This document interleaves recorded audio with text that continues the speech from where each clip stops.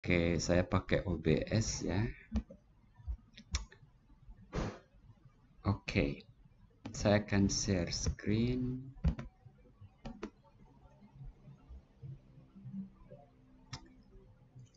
Udah tampak?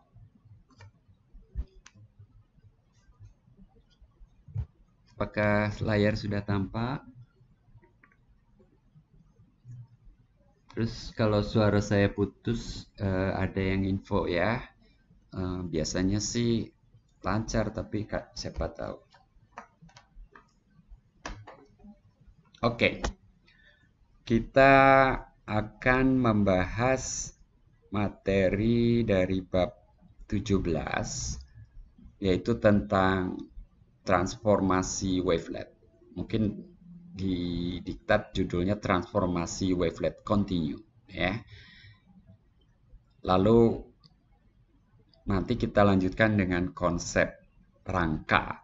Saya pakai tanda kutip, seharusnya sih tidak perlu juga, tapi barangkali untuk penegasan bahwa ini istilah matematis, barangkali istilah baru juga buat Anda, buat kebanyakan yang belajar matematika di Indonesia. Ini terjemahan dari bahasa Inggrisnya frame ya. Jadi frame itu ya kayak bingkai sebetulnya. Jadi cuman kalau saya pakai kata bingkai kayaknya kurang matematis gitu ya. Rangka lumayan lah gitu ya. Jadi saya pilih pakai rangka. Dalam rangka, kenapa saya pakai tanda kutip? Takutnya kalau tanpa diperkenalkan khusus gitu, dianggapnya salah ngetik saya. Oke, yang sebelumnya sudah kita bahas tuh wavelet itu di situ padanannya deret Fourier. Jadi transformasi juga tapi diskrit gitu ya. Nah, ini adalah padanannya transformasi Fourier. Makanya ada kata continue kalau didiktat ya, transformasi wavelet continue. Walaupun pada akhirnya nanti dari transformasi wavelet yang continue itu kita diskritisasi sehingga diperolehlah rangka gitu ya. Gitu. Jadi hubungannya rangka dengan transformasi wavelet ini adalah seperti itu. Nah, sebagai perbandingan, kita sudah membahas basis Gabor waktu itu yang juga dikenal, yang juga berkaitan dengan transformasi wavelet. Transformasi Fourier, jendela ya. Jadi ada istilah ini sebetulnya window Fourier transform ya, window Fourier transform. Nah, sama deret Fourier, wavelet ortonormal kemarin itu semua transformasi gitu ya. Kalau deret Fourier, F itu ditransformasikan ke koefisien Fourier kan gitu ya. Nah, ini juga pemetaan atau transformasi atau pemetaan dari fungsi F ke yang di kanan itu sebetulnya kan koefisien ya. Yang di kanan itu sebetulnya koefisien. Integral itu kalau dihitung nanti suatu bilangan. Bilangan itu bergantung pada apa? Dina.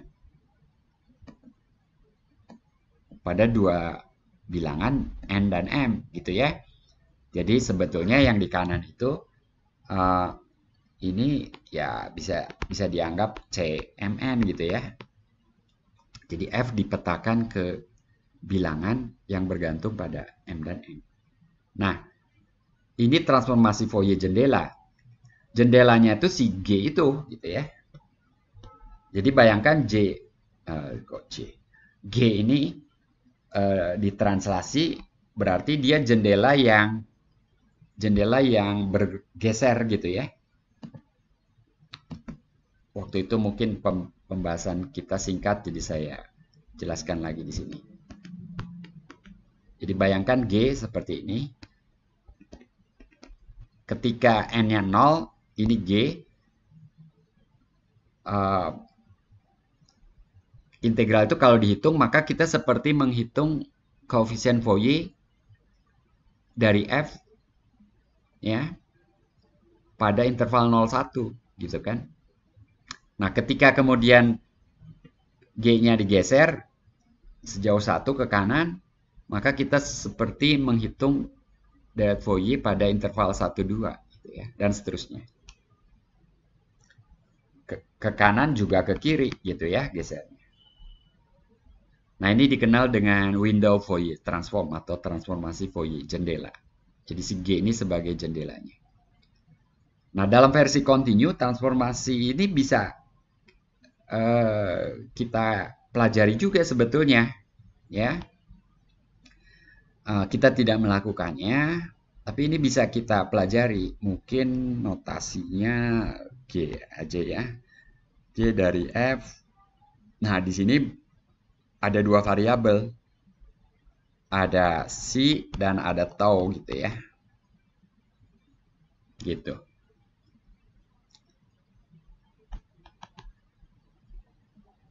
Nah, C menyatakan frekuensi, tau menyatakan waktu. Transformasi Fourier jendela ini dapat dipakai untuk menganalisis waktu dan frekuensi sekaligus. Tapi, nah ada tapinya. Di sini lebar jendelanya konstan. Bayangkan G yang contoh konkretnya fungsi karakteristik, lebar jendelanya berapa di situ? Lebar jendelanya sama dengan 1 gitu ya. Lebar jendelanya sama dengan 1 konstan. Ketika digeser ya lebar jendelanya yaitu juga gitu, 1 juga gitu kan. Gitu. Nah, wavelet, transformasi wavelet yang akan kita bahas itu punya lebar jendela yang berbeda-beda. Seperti analisis multiresolusi ya, tapi itu versi diskritnya. Sekarang versi continue. Jadi pada bab ini kita akan mempelajari transformasi wavelet continue dan konsep perangkat. Yang saya sadur dari buku, ini bukunya udah beda lagi nih. Kalau kemarin Hernandez Weiss, ini dari karangan Ingrid Dubesis, jadi I-nya Ingrid, ini perempuan ya. Jadi buat Dina, Sylvia, Prihantini, kalau jadi matematikawan, jadilah matematikawan seperti Ingrid. Siapa lagi, banyak matematikawan wanita yang hebat-hebat ya. Amin, Dina. Ini bukunya sudah cukup lama ya, 92. Jadi kelahiran wavelet itu di akhir 1980-an, di awal 1990-an. Jadi buku ini waktu itu termasuk buku yang ditunggu-tunggu gitu oleh para peneliti ya. Dan kemudian menjadi rujukan banyak peneliti selanjutnya terkait materi wavelet dan juga frame. Nah, kita akan membahas transformasi wavelet continue dan nanti ada yang namanya kesamaan resolusi seperti kesamaan Parseval begitu. Kemudian nanti diskritisasi dan rangka ya. Nah, lebar jendela yang seragam pada transformasi Fourier jendela itu merupakan suatu kelemahan gitu ya yang akan kita atasi sekarang ini. Jadi untuk mengatasinya, kita akan menggunakan keluarga fungsi si AB ini. Dan keluarga si AB ini, kalau tadi kan fungsinya bandingkan si AB ini dengan apa tadi G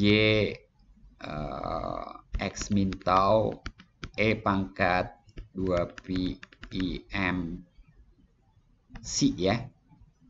Gitu ya. Jadi kelihatan sekali bedanya. Yang pertama yang G T min X min tau ini jendela punya lebar yang seragam. Dia cuma fungsi yang sama digeser-geser gitu ya. Kedua, kalau ini kita sebut G tau si ini, fungsi G besar tau atau G si tau ya, saya ubah urutannya, itu melibatkan dua fungsi ya, fungsi trigonometri yang tersembunyi dalam E pangkat 2 pi IMC dengan fungsi G. Jadi yang satu modulasi, yang satu translasi. Nah, si AB itu berasal dari satu fungsi saja, si gitu ya. Lalu kedua aspek frekuensi dan waktu itu kita munculkan dalam variabel atau sebagai parameter pergeseran dan atau translasi dan dilasi yang kita lakukan pada fungsi psi. Seperti halnya wavelet ortonormal yang diskrit itu, ya. Waktu itu si JK, sekarang si AB gitu ya. Jadi di sini idenya seperti itu, luar biasa ya, kejelian juga gitu ya. Yang waktu itu barangkali orang tidak mencoba melakukannya karena konsep wavelet ortonormal juga belum. Setelah wavelet ortonormal, kemudian versi kontinu ini tentunya jadi logis gitu ya. Tentunya tidak sembarang fungsi psi bisa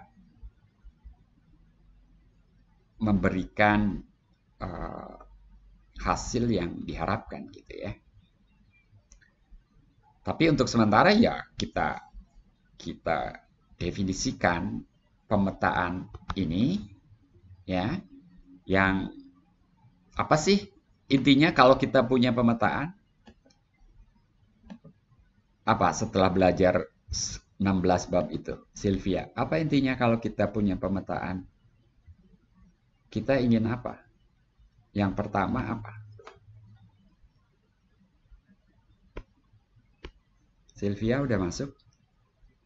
Apa intinya?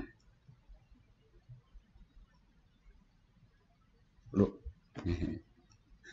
kode.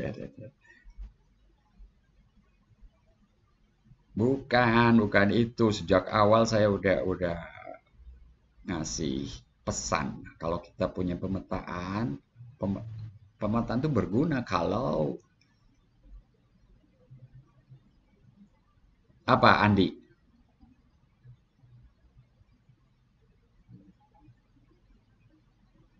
Andi udah masuk? Apa intinya? Kalau kita punya pemetaan, pemetaan itu berguna kalau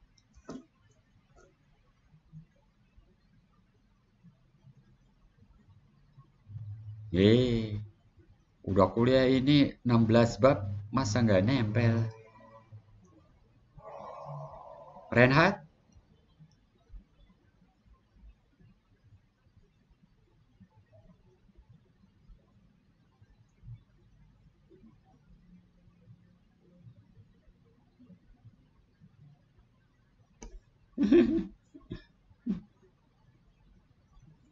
Coba ya kalau kita lihat ya.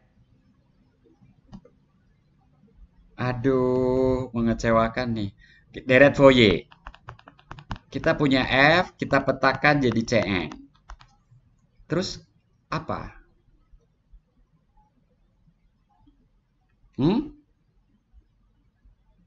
Iya, jadi kita bisa balik lagi.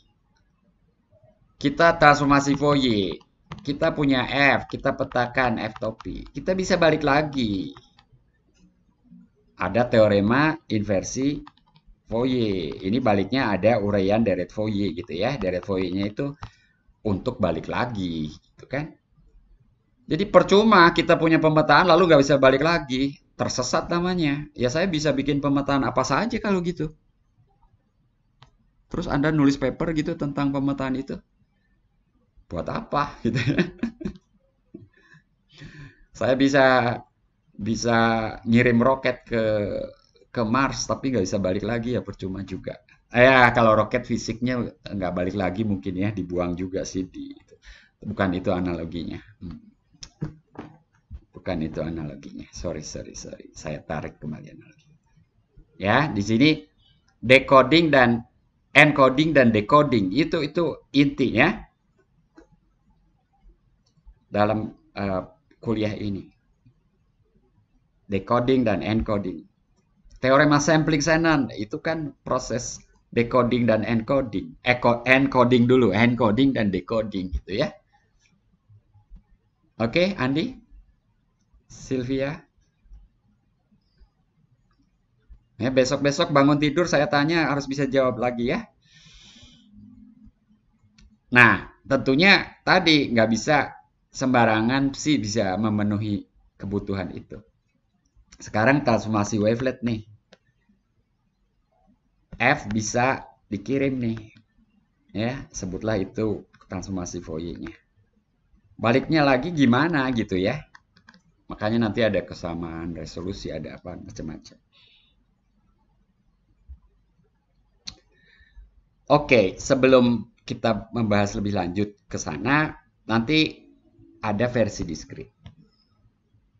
Versi diskrit ini ya pemetaan seperti tadi, tapi A dan B-nya,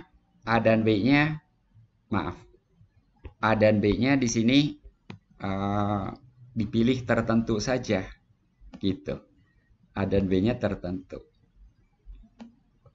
A-nya sama dengan A0 pangkat J, B-nya sama dengan K kali B0 gitu ya. Jadi seperti wavelet ortonormal lagi nanti, si JK gitu ya. Tapi dengan A0 dan B0 tertentu.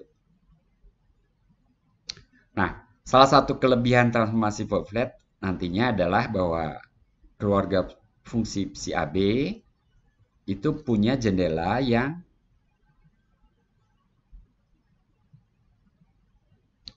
lebar untuk menganalisis frekuensi rendah dan pada saat yang sama jendela sempit. Jadi jendelanya berbagai ukuran gitu ya.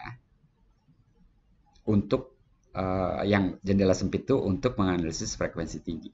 Jadi lebar jendelanya di sini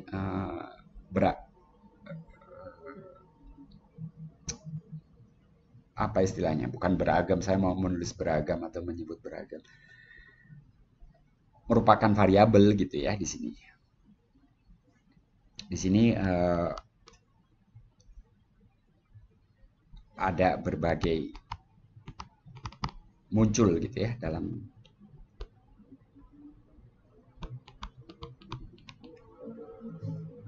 atau ada ya, muncul atau ada pada si AB. Oke. Nah, perbedaan antara transformasi Fourier dan transformasi wavelet di sini Fourier itu kalau kita punya F, kita punya transformasi Fourier-nya, petakan gitu ya. Nah, di sini domainnya waktu, domain waktu, ini domainnya frekuensi gitu. Jadi kita hanya berpindah domain. Jadi ketika kita melakukan transformasi Fourier itu, kita sedang menganalisis signal itu dari sudut atau kacamata frekuensinya gitu ya, dari sudut pandang frekuensinya. Seolah-olah kita lupakan posisi atau waktu, kita tinjau frekuensinya saja.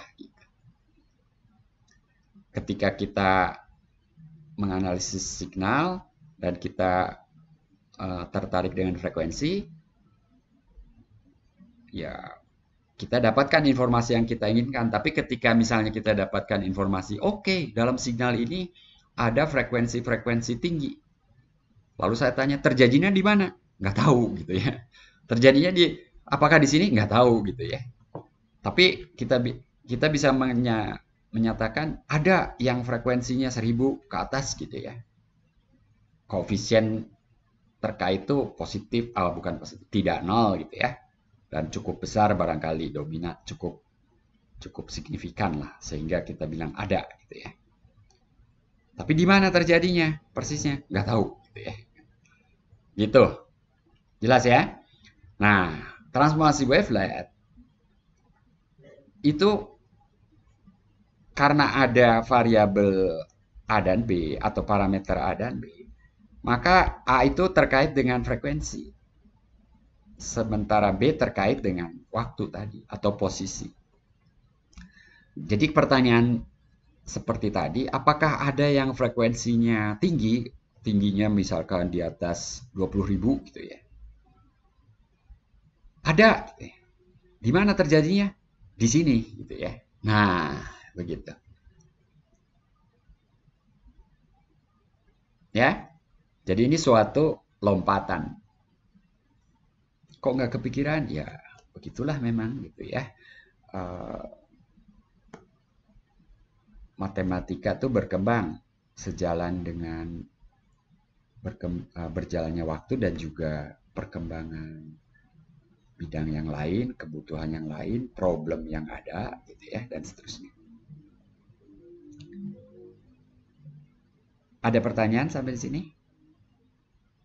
Belum ya? Nah, ini masih pendahuluan. Nah, ini asumsi pertama yang kita harus penuhi. Jadi kita berbicara fungsi di L2R, dan psi adalah fungsi yang ternormalisasi, normanya 1, lalu juga memenuhi syarat ini yang ketiga, C, konstanta Cc. Jadi ini nantinya konstanta ini akan muncul tentunya dalam perhitungan. Jadi integral dari transformasi Fourier psi kuadrat dibagi modulus psi terhingga gitu integralnya. Nah, kalau psi-nya anggota L1, maka kita tahu psi itu kontinu gitu ya. Karena psi topinya nanti kontinu terbatas dan seterusnya, lalu memenuhi syarat Cpsi terhingga ini, pakai teorema inversi Fourier dan seterusnya, psi-nya harus kontinu lah gitu ya. Dan syarat di atas juga akan mengakibatkan, hanya jika itu artinya maka ya, akan menyebabkan psi topi 0 sama dengan 0, dan itu mengakibatkan integral psi sama dengan 0. Nah, integral psi sama dengan 0 ini itu contoh pada wavelet Haar kan dipenuhi ya, tapi itu wavelet diskrit ya. Gitu. Nah, kalau mau yang kontinu mungkin yang seperti ini gitu ya. Jadi ada bagian di atas sumbu X, ada bagian di bawah sumbu X. Total simpangannya 0 gitu ya kalau bahasa statistika. Sebaliknya, kalau psi seperti itu dan misalnya psi-nya punya decay, ini decay ya, seperti fungsi Schwartz, menuju 0 cukup cepat gitu ya. Cukupnya di sini untuk suatu alfa positif, jadi dikalikan 1 tambah nilai mutlak X pangkat alfa, ya integralnya konvergen lah Jadi bayangkan psi-nya adalah 1 per 1 tambah nilai mutlak S pangkat alfa tambah 1 tambah epsilon. Jadi pangkat penyebutnya lebih besar dari alfa ya. Paling tidak selisihnya 1 plus gitu ya. Maka psi akan memenuhi persyaratan di atas. Begitu. Jadi ini slide ini intinya ada lah gitu, ada psi yang memenuhi asumsi-asumsi tadi.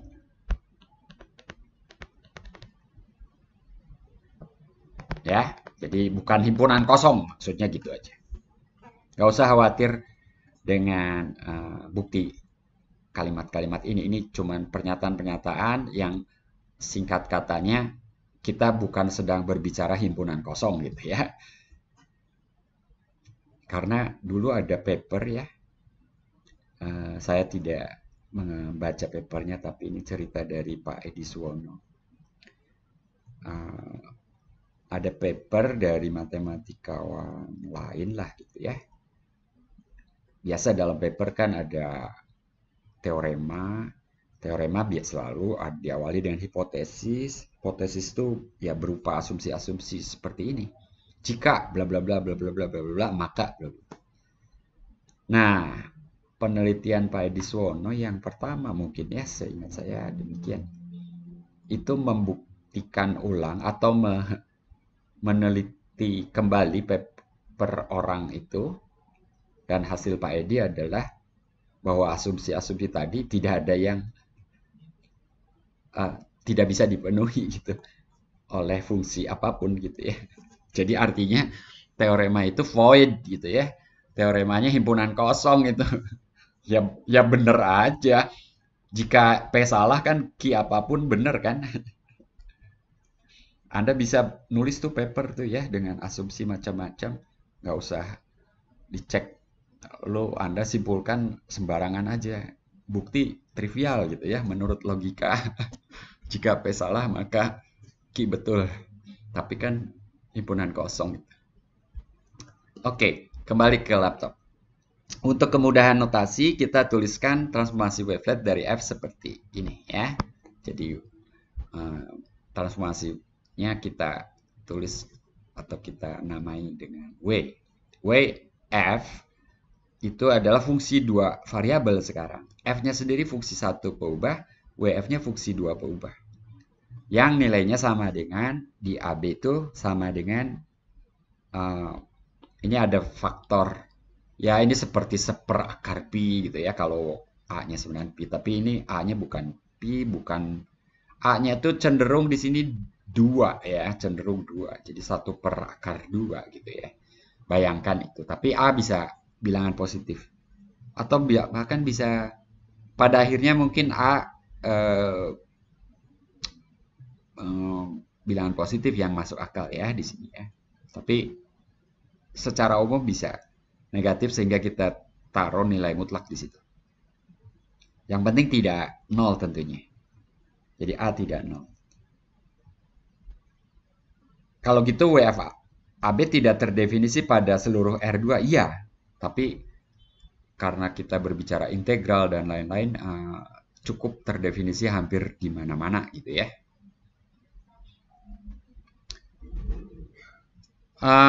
Menurut ketaksamaan Cauchy-Schwarz ini oke ya.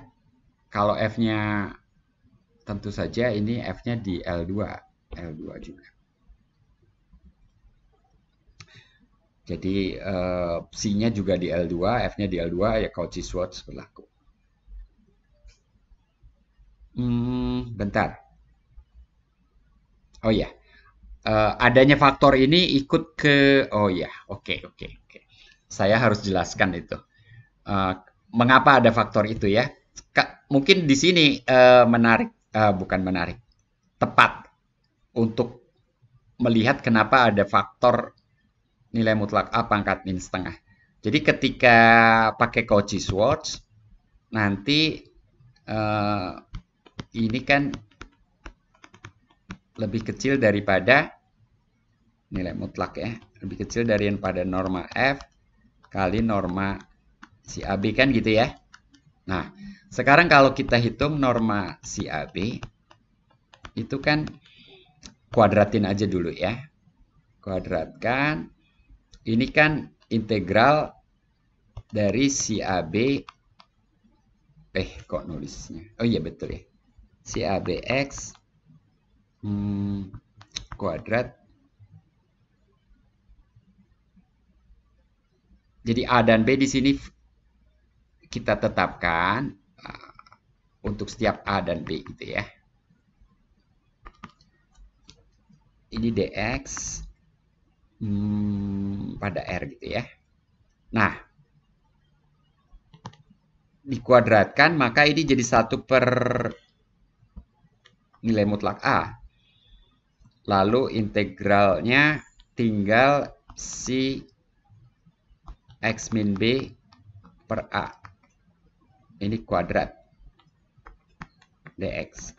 Nah, sekarang kita substitusi X aksen sama dengan X min B per A. Maka dx aksen di sini sama dengan apa? 1/A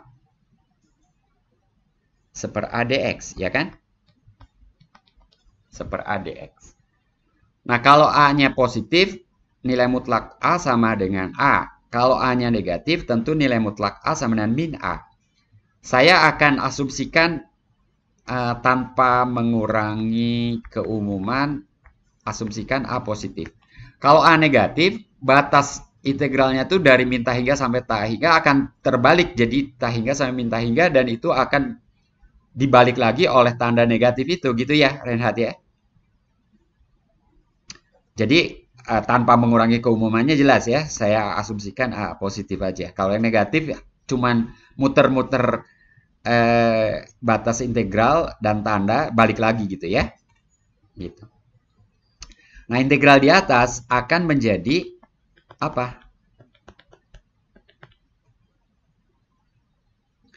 1/A-nya terserap dengan dx itu menjadi dx aksen. Batasnya dari min ta hingga sampai ta hingga tetap ini Vx aksen kuadrat dx aksen gitu kan. Dan ini tidak lain norma dari psi. Dan norma dari psi itu sama dengan norma di L2 sama dengan berapa? Sama 1 kan gitu ya. Jadi tinggal norma F aja yang muncul di ruas kanan. Oke? Jadi 2 hal saya sudah membuktikan Cauchy-Schwarz-nya. Yang kedua, kenapa ada faktor ini? Ya, itu tidak lain untuk normalisasi. Sebetulnya dia adalah faktor normalisasi. Yang Anda sudah pernah ketemu juga, hanya waktu itu mungkin akar pi atau apa.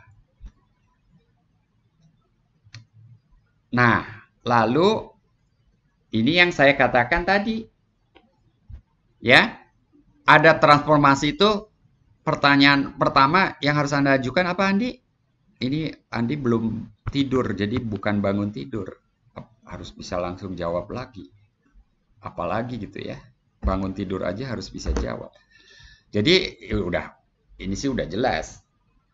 Harus pertanyaannya adalah apakah F dapat direkonstruksi kembali dari transformasi itu. Mungkin ada pertanyaan lain yang juga penting dan seterusnya ya, tapi dalam konteks kita, ini kita sedang berbicara encoding dan decoding. Nah, skema rekonstruksinya itu dikenal dengan kesamaan resolusi. Kok nggak kelihatan nih bagaimana merekonstruksinya? Iya, nanti setelah ini, akibat. Jadi ini lebih mirip dengan kesamaan apa? Parseval ya. Kalau F-nya sama dengan G, norma F kuadrat sama dengan norma WF kuadrat. Tapi ini kok ada faktor A-2. Iya. Oke, ini integral di R2-nya integral berbobot lah gitu ya. Ada bobotnya ya. 1/, nilai mutlak A itu jadi bobotnya. Ya seperti ini kan ada muncul 1/, nilai mutlak A tuh di kanan tuh. Saya mau lingkari di kanan tapi warnanya saya bedakan dulu. Ya, gitu. Jadi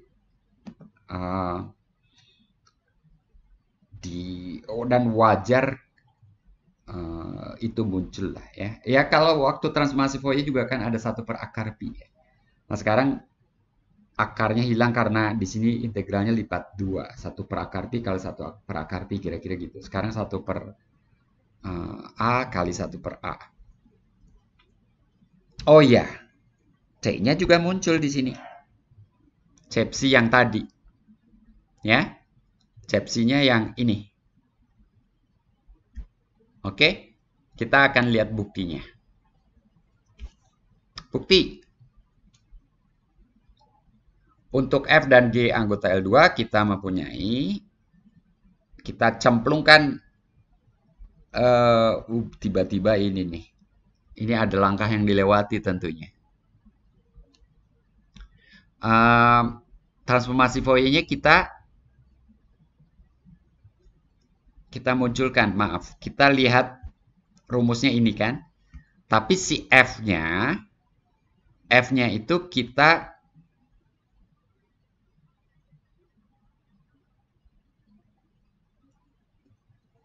bentar.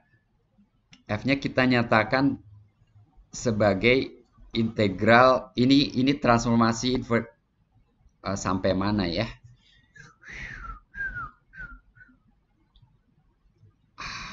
Intinya ada transformasi inversi Fourier dan sifat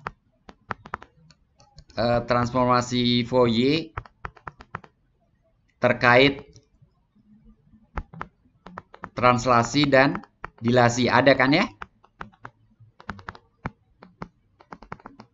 Dina, betul? Dina, ingat nggak? Transformasi Fourier dari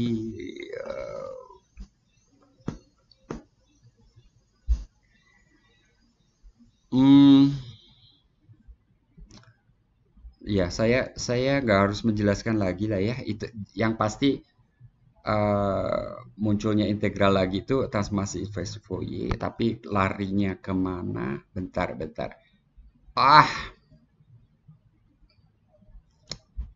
Ada satu lagi apa yang juga dipakai?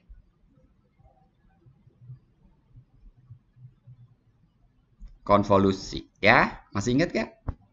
Kan itu perkalian tuh.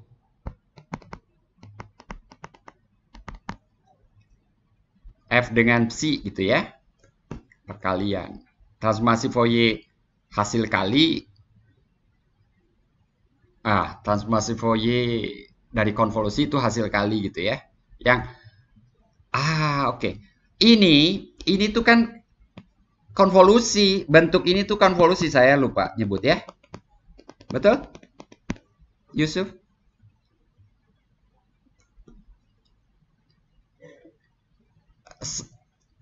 Lupakan A-nya, itu konvolusi jelas-jelas. Ya. Nah, adanya A tentu konvolusi yang bukan dengan psi sendiri, tapi dengan psi yang sudah dilasi. Oke. Jadi lebih utama sebetulnya konvolusi saya ralat. Karena di dalamnya ada, tapi konvolusi dari maaf, yang terlibat dalam konvolusinya ada dilasi. Ya udah, saya nggak hapus lah ya. Tetap ya. Memang ada dilasi dan ada, tapi translasi mungkin udah terserap di translasi sudah terserap di konvolusi. Nah, saya tulis di situ.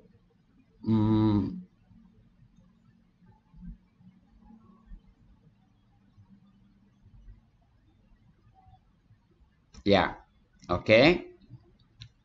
penjelasannya oke ya.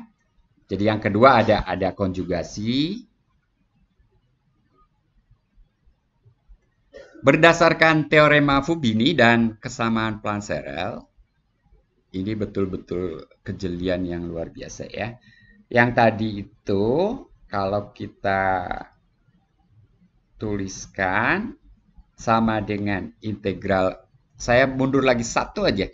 Ini kan faktor integralnya ini ya, ingat ya. A pangkat min 2 atau seper A kuadrat dA dB ya, oke. Nah, yang FA itu ini, FB itu, maaf, GA itu transformasi Fourier yang kita punya itu adalah inverse-nya. Jadi ini simbol inverse dari transformasi Fourier inverse ya. Itu bukan V nih. Inverse dari transformasi Fourier.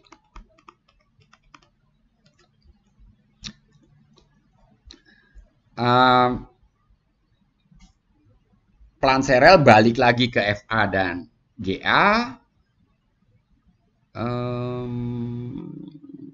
Bentar.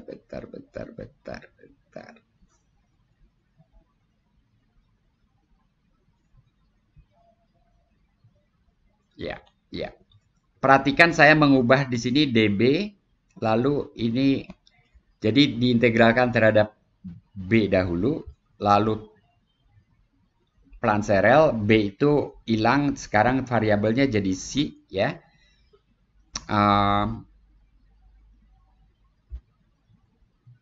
Bentar, kemudian ke bawah kita substitusikan FA dan GA, itu cuma substitusi. Oke, substitusi semua jadi ini. Bentar, ketika substitusi si A sebagian terserap ke sana, A terserap ke sana, tersisa di luar itu, ya. Anda harus cek lagi tentunya. Berikutnya, yang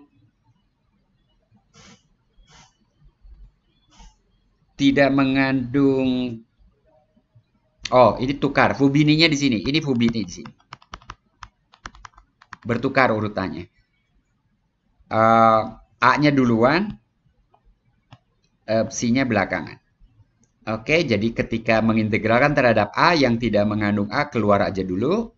Nah, ini adalah C itu kan. Jadi jelas sekarang kenapa ada konstanta itu. Dan kenapa ini kita seolah menghindari perhitungan? Enggak, kan kita tidak tahu C itu apa. Ini kan kita sedang berbicara secara umum ya. C itu entah apa. Nanti ada contoh konkret tentu. Jadi dari C itu kita peroleh suatu konstanta. Jadi konstanta ini bergantung pada C tentunya. Dan kita mengasumsikan integral ini terhingga. Jadi kalau kita punya C, kita hitung itu integral tersebut suatu bilangan pada dasarnya.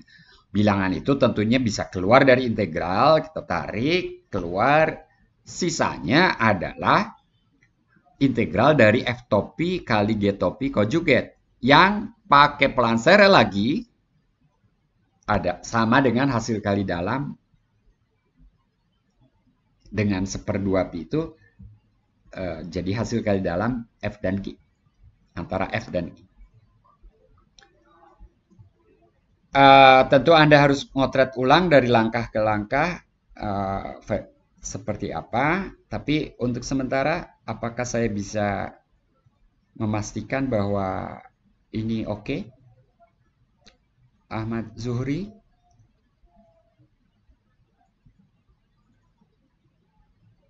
Oh ya tuh, ini ada catatan kan, eh, konstanta C nggak ada A-nya di dalam f-top, tapi ini substitusi itu akan, oh ya, substitusi ini tuh menarik. Kalau Anda hitung desi ini, A D C. Kalau kemudian persi ini sama dengan desi persi. Karena ruas kanan dibagi AC, jadi A-nya coret gitu ya. Jadi substitusi ini tuh menghasilkan ini yang bentuknya itu tuh lagi gitu ya. Sampai sini saya berhenti dulu, azan berbunyi. Silahkan Anda cerna lagi slide ini ya. 2 menit, jeda 2 menit.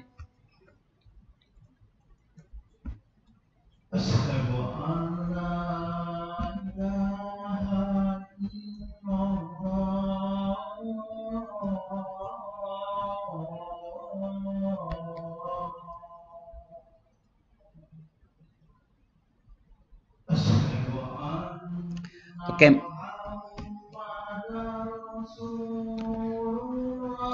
Oke, saya ganti slide, tapi saya tidak akan menjelaskan secara lisan. Jadi sambil jeda, saya tayangkan slide berikutnya ya.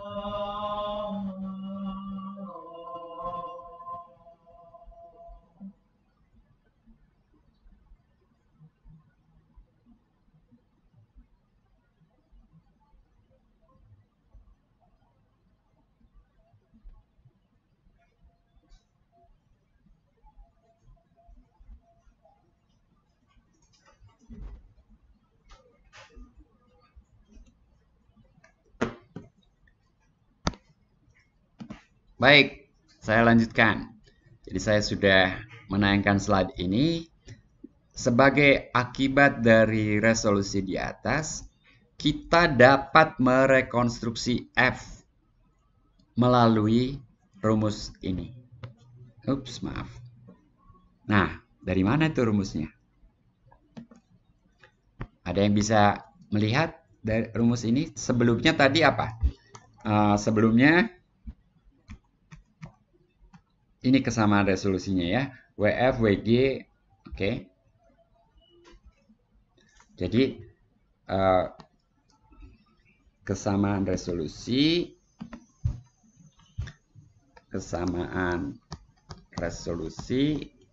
itu menyatakan WF AB WG AB ini sama dengan integral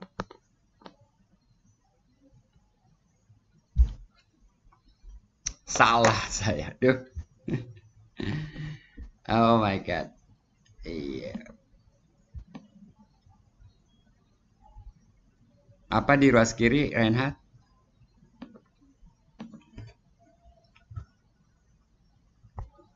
FG ya.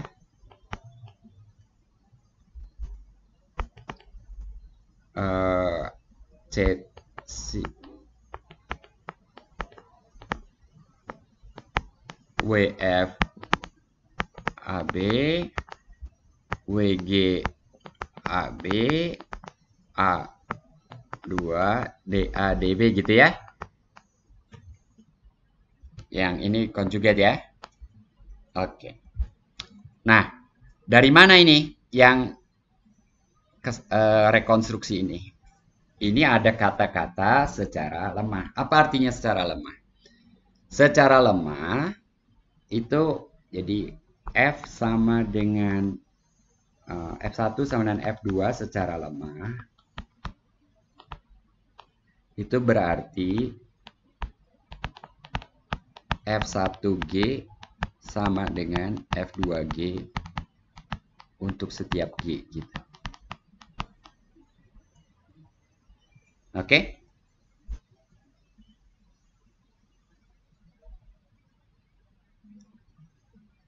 Jadi ya ini kayak hasil kali dalam dengan G sama dengan 0 untuk setiap G. Apakah itu fungsinya 0? Ya belum tentu.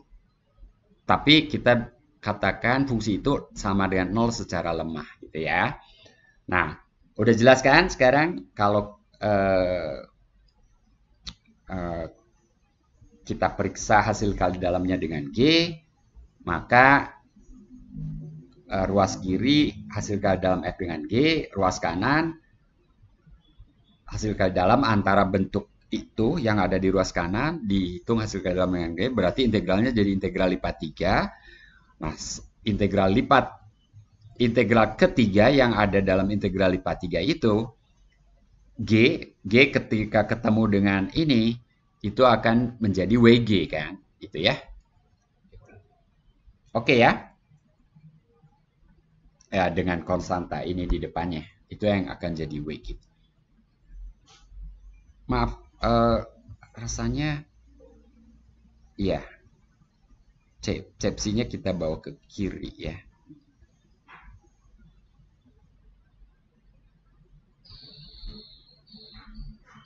Ada pertanyaan?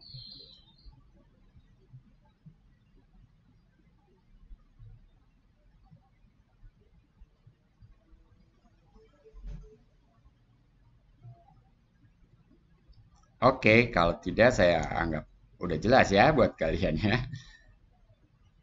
Gimana Prihantini, ada pertanyaan?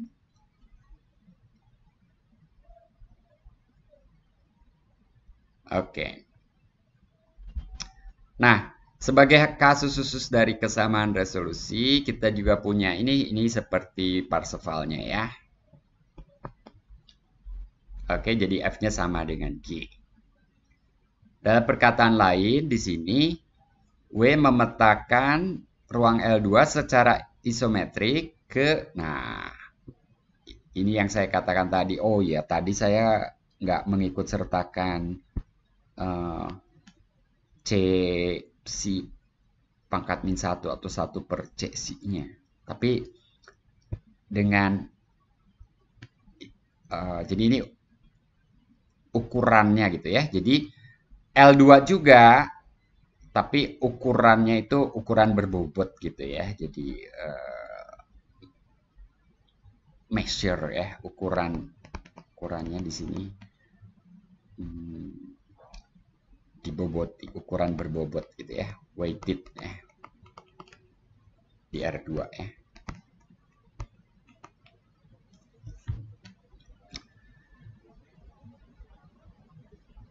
Jadi cara menghitung normanya di sini ya otomatis juga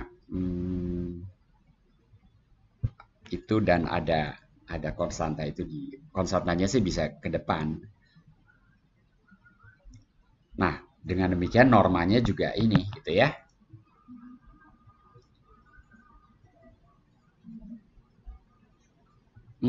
Di sini saya menggunakan garis vertikal 3 nih. Ini 1 2 3 gitu ya. Ini supaya membedakan dengan norma biasa aja ya, untuk membedakan dengan norma biasa aja. Oke. Ini bisa diterima aja bahwa norma ini membuat ruang L2 yang dengan ukuran berbobot itu lengkap gitu ya. Nah,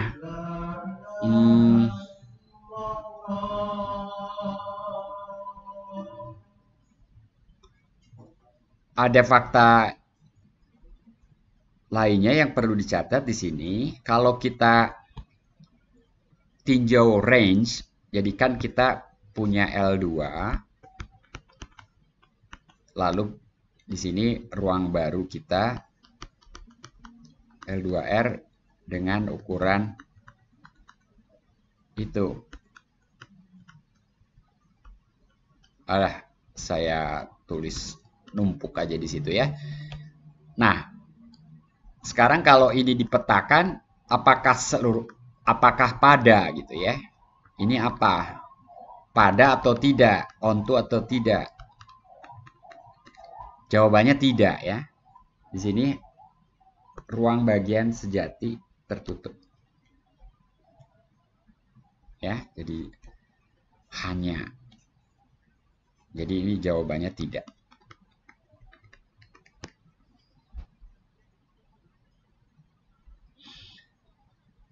Nah, lalu fakta menarik lainnya, ini singkatan dari reproducing kernel Hilbert space. Jadi ada ruang Hilbert yang punya keistimewaan. Nah, keistimewaannya itu adalah adanya suatu fungsi kernel K sedemikian sehingga anggota di ruang itu sama dengan hasil kali dalam dari kernel itu dengan fungsi itu sendiri gitu ya. Jadi persamaan ini menjadi ciri khas dari reproducing kernel Hilbert space itu. Jadi si F itu sama dengan hasil kali dalam F dengan suatu kernel gitu. Tapi variabelnya diserap oleh kernel itu gitu ya. Oke, rumus ini sudah bisa Anda apresiasi. Ya, ini indeksnya aja nih yang panjang di sebelah kanan ini, indeksnya aja. Hasil kali dalamnya di ruang itu maksudnya gitu ya. Nah, jadi si kernelnya sendiri punya 4 variabel nih. 4 variabel. F-nya 2 variabel, kernelnya 4 variabel. Jadi ketika dihitung hasil kali dalamnya dengan F, tersisa 2 variabel, variabel A, B itu gitu ya. Jadi integralnya di sini dalam variabel ketiga dan keempat. Ini persisnya. Kita mulai dari FAB. FAB adalah hasil kali dalam F dengan si AB. Ingat ya.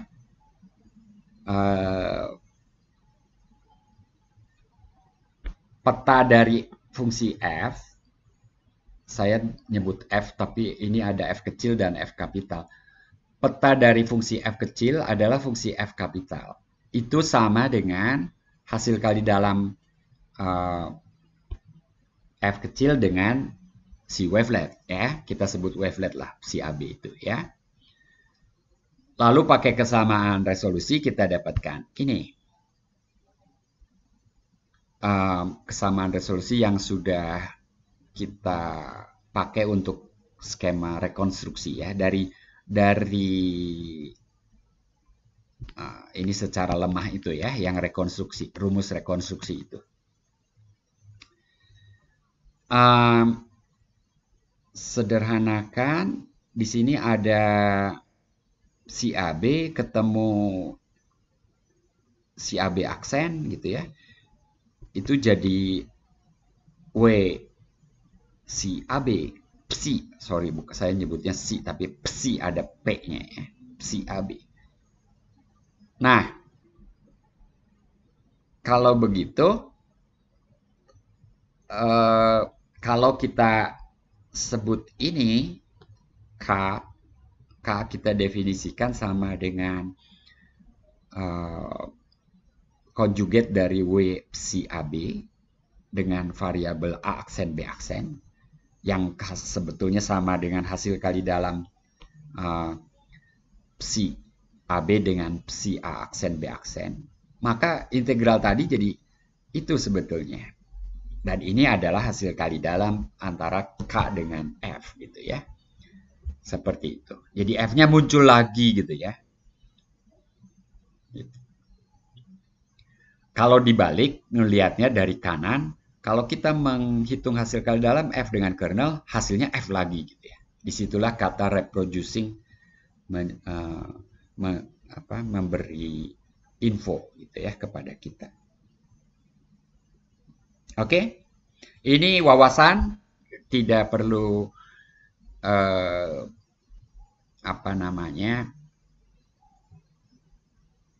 ya tidak ada ujian kan dari sini nanti. Tapi bagi yang tertarik tentunya Anda baca-baca lebih lanjut. Jadi ini baru semuanya yang saya tampilkan di sini. Ini secuil ya dari buku Ingrid Daubesis itu. Nah, berikutnya adalah tentang diskritisasi dan rangka. Sebelumnya kalau ada pertanyaan silahkan. Oke, sepertinya sudah cukup jelas. Nah, dari transformasi wavelet yang versi kontinu tadi, kita bekerja dengan keluarga fungsi psi AB ini. Ya, dengan syarat untuk psi itu. Nah, untuk selanjutnya, demi kemudahan, kita akan mengasumsikan A positif.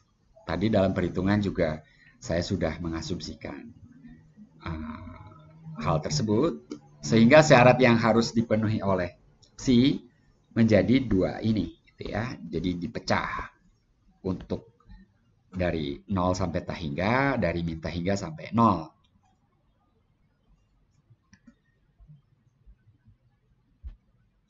Nah, dalam prakteknya kemudian, dalam prakteknya itu maksudnya, walaupun kita menghitung transformasi Fourier misalnya, di situ kan kalau kita bertanya ada berapa banyak data yang disimpan, ada tak terhingga.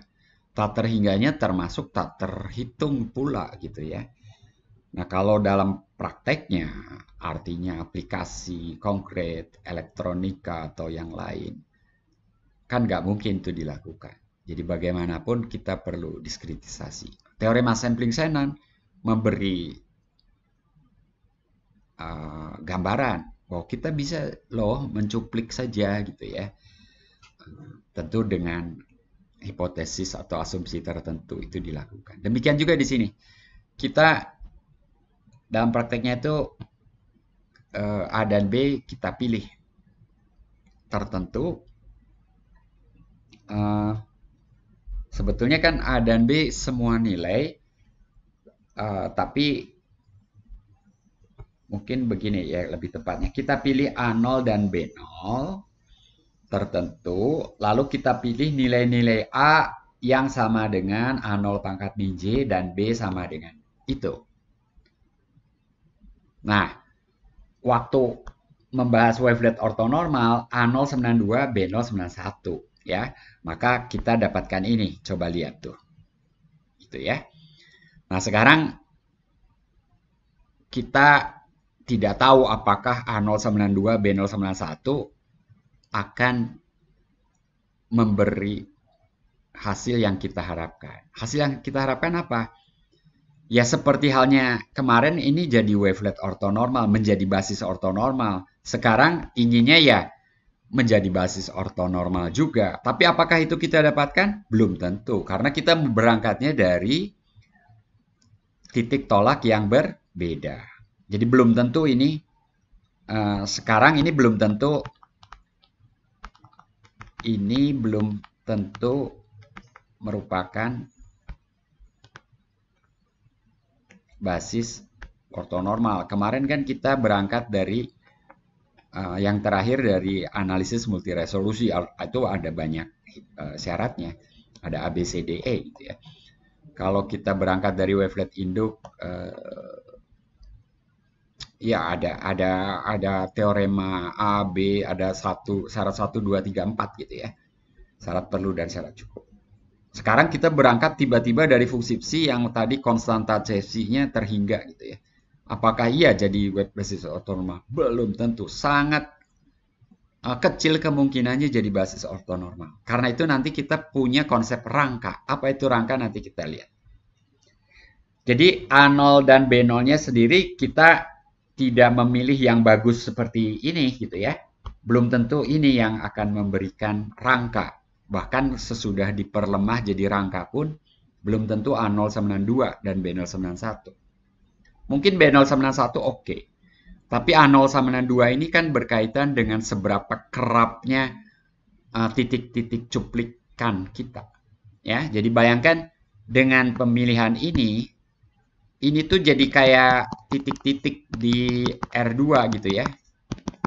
Ya. Mungkin ke atas ke bawah juga. Jadi kita mencuplik R2 di titik-titik tertentu saja. Nilai F di R2 di titik-titik tertentu saja. Gambar saya kurang bagus. Oke. Tapi ada kebayang ya. Jadi kita tidak mengambil semua nilai A dan B. Yang kita ambil ini sekarang. Ini kalau ruas kanannya aja kita.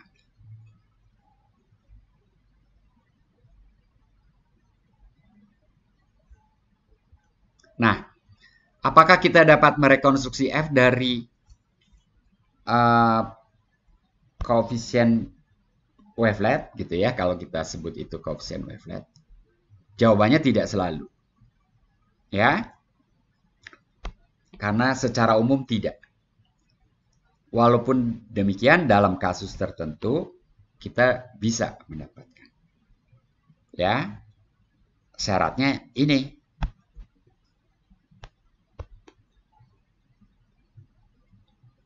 Cukup sederhana, tapi kita ingin lebih daripada itu. Kita ingin dapat merekonstruksi F secara stabil secara numerik. Apa itu? Ini yang akan dijelaskan dalam slide berikutnya. Ya, dipahami dulu pertanyaannya ya. Jadi tadi kita sudah melakukan diskritisasi. Setelah diskritisasi, kita dapatkan koefisien-koefisien ini. Apa seperti halnya basis ortonormal, kita dapat merekonstruksi F dari koefisien tersebut? Gitu. Jawabannya tidak. Ya. Tapi ada harapan kalau ini dipenuhi bisa. Tapi kita ingin lebih gitu ya. Kita ingin ini. Gitu ya. Nah, yang pertama si barisan koefisien itu harus konvergen. Itu jelas. Ini tidak jadi masalah karena pada umumnya kita punya ini. Oke? Yang tadi hitung-hitungan secara umum, Cauchy-Schwarz dan seterusnya kita dapat lakukan juga. Nah, yang kedua, kestabilan secara numerik itu maksudnya ini. Kalau ini kecil, ini harusnya kecil juga dong, gitu ya. Kalau yang sebaliknya tadi, kalau norma F kecil, ini akan kecil juga. Sekarang harus berlaku sebaliknya juga. Jadi kecil jika dan hanya jika kecil gitu ya. Norma F kecil jika dan hanya jika sigma atau deret itu kecil gitu ya. Nah, yang kedua itu mempersyaratkan ini, sebaliknya.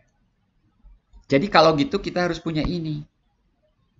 Nah, kalau basis ortonormal apa? Kalau basis ortonormal, kita punya itu nggak punya. Basis ortonormal mah enak.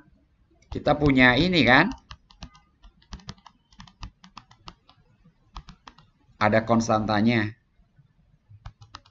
Tapi lupakanlah konstantanya, anggapannya ini sudah dinormalisasi. Ya, mungkin simbolnya gitu. Ya. Kalau basis ortonormal punya. Punya. Memenuhi jelas. Kalau ini kecil, yang kiri kecil. Kalau yang kiri kecil, yang kanan kecil. Tapi apakah karena kita belum tahu si JK itu basis apa tidak, ortonormal apa tidak, yang kita minta cuma ini. Ini lebih lemah. Ya, lebih lemah daripada basis ortonormal. Punya nggak? Nah, gitu. Nah, sebelum kita bertanya contoh yang memenuhi ketaksamaan ini, kita sebut keluarga fungsi psi J itu kita sebut rangka atau frame apabila ini dipenuhi. Oke? Dan konstanta A dan B disebut batas. Jika kedua konstantanya sama, belum tentu basis ortonormal juga. Tapi rangka tadi menjadi lebih istimewa, rangkanya disebut rangka yang ketat. Tight frame. Gitu. Ya.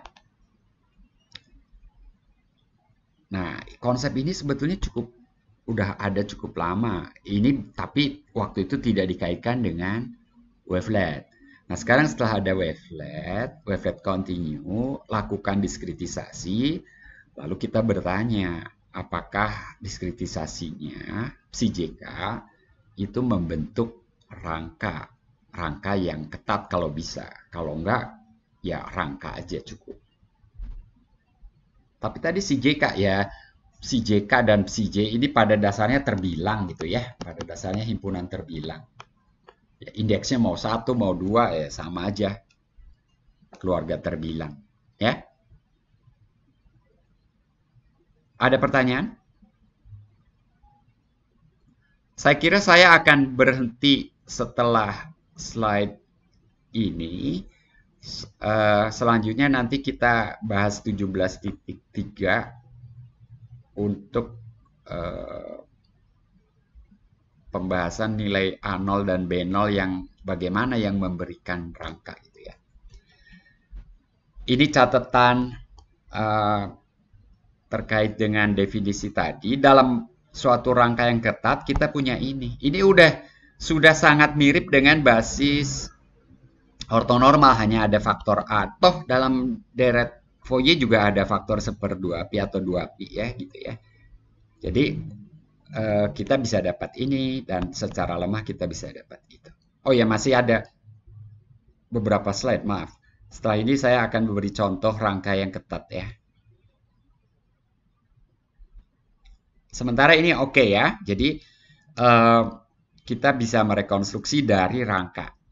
Jadi lagi-lagi kita melakukan diskritisasi, tapi kita harus tetap ingat, kita harus bisa balik ke F gitu ya. Buat apa sih diskritisasi kalau nggak bisa balik ke F gitu ya.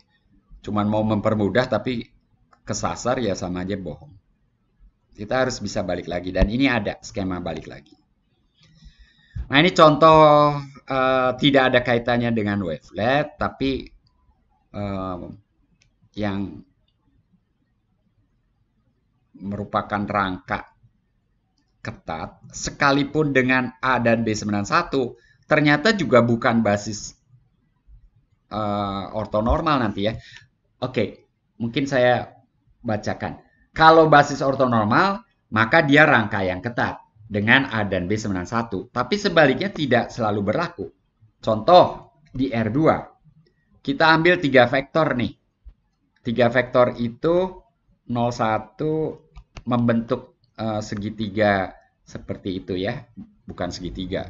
Seperti lambang mobil atau merek tertentu lah gitu ya. Ini membentuk rangka yang ketat. Anda periksa ya. Berlaku ini. Namun bukan basis ortonormal. Tapi kan Pak itu A dan B-nya bukan 1. Di sini A dan B-nya 3/2. Iya. Tinggal nanti masing-masing diperkecil aja. V1-nya ganti sekarang jadi berapa ya supaya nantinya jadi mungkin jadi akar 2/3 gitu ya. V2-nya juga gitu. V3-nya juga. Nanti jadi 1 itu. 3/2-nya jadi 1 itu. Betul nggak, Renhat?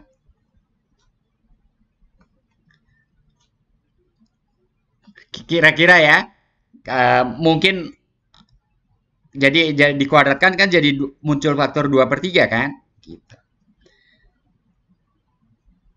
Ya, mungkin dicek lagi. Tapi ini bisa jadi 1 dengan faktor itu gitu ya. Yang baru. Dan tetap ada 3 buah. Jadi 3 buah vektor membentuk rangka. Oke, jadi kalau gitu rangka itu banyaknya bisa lebih daripada dimensi ruang itu. Ingat kalau waktu membahas basis ortonormal, sekalipun di ruang berdimensi terhingga. Kalau terhingga mah mudah lah ya. Sekalipun berdimensi tak terhingga, ada pertanyaan banyaknya sudah pas apa belum, ingat nggak? Nah, basis ortonormal tuh banyaknya pas gitu ya. Nah, kalau sekarang banyaknya tuh bisa lebih. Kalau kurang jelas nggak bisa sih. Kalau kurang nggak bisa. Nah, rangka itu banyaknya bisa lebih gitu. Jadi contoh di berdimensi 2, rangka itu banyaknya 3. Kalau 1 jelas nggak. Nggak mungkin. Tapi 3 buah vektor itu bisa membentuk rangka di R2 gitu ya. Jelas kalau banyaknya tidak sama dengan dimensinya, jelas bukan basis ortonormal. Menarik kan? Menarik nggak? Siapa yang belum saya panggil? Jamal. Kamu suka tertarik yang gini-gini kan? Nah, kalau rangka ketat dengan batas ini dan itu, jadi ada tambahan. Kalau normanya 1, baru basis ortonormal. Tadi kan dikali akar 2/3 ya. Jadi panjangnya nggak 1. Jadi satunya tidak dipenuhi kalau yang barusan ya. Yang contoh saya. Nah, kalau ada tambahan itu, memang akan jadi basis ortonormal. Ini buktinya gitu ya. Ini akan jadi 0 semuanya. Oke? Akan dipaksa ortogonal, ortonormal. Otomatis jadi ortonormal. Ini ortonormal, normanya 1 dan ortogonal jadi ya. Kalau contoh tadi kan tidak ortogonal kan? Gitu. Menarik ya? Kalau tertarik, baca buku Dubesi atau cari artikel-artikel tentang frame.